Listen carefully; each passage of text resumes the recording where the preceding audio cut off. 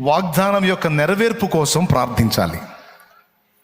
నాకు ఈ మాట ఇచ్చావు కదా తండ్రి, దాన్ని నెరవేర్చు అని ఆ వాగ్దానాన్ని గుర్తు చేసి ప్రార్థన చేయాలి. ఫస్ట్ విశ్వసించాలి. రెండు ఏం చేయాలి? ఇంటికి వెళ్ళాలా? రైట్, ప్రార్థన చేయాలి. మూడోది ఏం చేయాలి తెలుసా? దేవుడు ఆ కార్యము చేయునంత వరకు విశ్వాసంతో నిరీక్షించాలి, ఎదురు చూడాలి. అర్థమైందా? కొన్ని వాగ్దానాలు చాలా వెంటనే నెరవేరుతాయి. వినండి, ఇక ముగింపు, నేను వెళ్తున్నా, అక్కడ చాలా ఆత్మలు ఉన్నాయి.